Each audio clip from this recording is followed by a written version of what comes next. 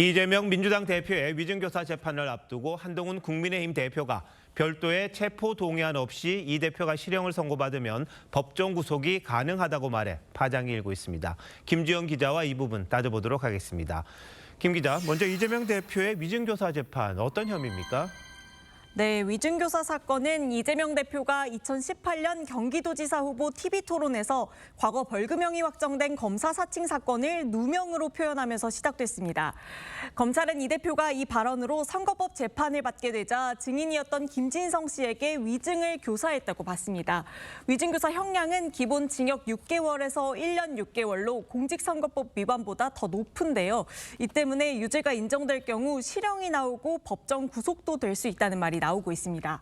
네, 그런데 이재명 대표는 현직 국회의원이잖아요. 회기 중에는 체포 동의안 없이 체포가 안 될 텐데 왜 한동훈 대표는 체포 동의안도 없이 법정 구속이 가능하다고 그러는 겁니까? 네, 한 대표 주장은 이렇습니다. 지난해 9월 이 대표에 대한 체포동의안이 본회의에서 통과됐을 때 이 동의안에 위증교사 사건이 포함되어 있었기 때문에 별도의 체포동의안이 필요 없다는 겁니다.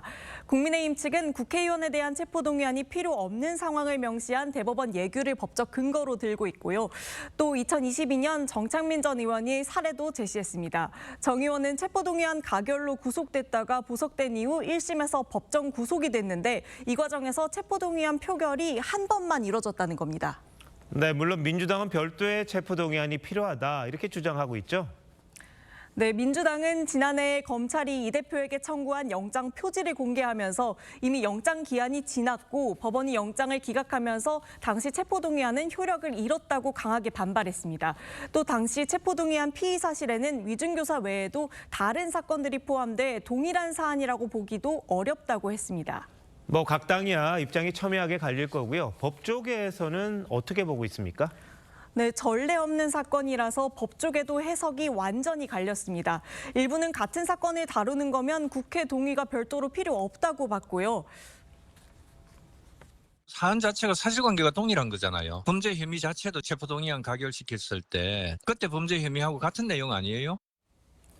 네, 반대로 민주당 해석대로 이전 국회의 결정은 효력이 없다는 해석과 지난해는 검찰이 청구한 영장이고 법정 구속은 재판부 판단이라 주체가 달라서 별도의 동의가 필요하다는 분석도 나왔습니다. 체포영장과 판사가 발부하는 구속영장은 전혀 성격이 다르기 때문에 별개의 성격이기 때문에 별개의 종류다. 만약 판사가 법정 구속을 하더라도 곧 풀려날 가능성이 커 보이는데요.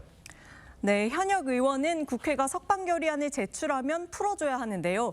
20년 전에 서청원 전 한나라당 대표가 구속된 뒤 국회가 석방 결의안을 통과시켜 12일 만에 풀려났던 적이 있습니다.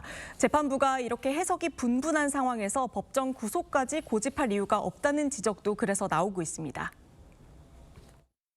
체포동의안 문제에 대한 선례도 없고 논쟁이 있는 상태에서 법원에서 실형을 선고한다 하더라도 법정 구속할 가능성은 현재는 없다고 보여집니다.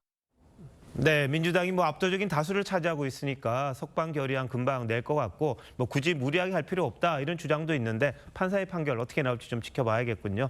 잘 들었습니다.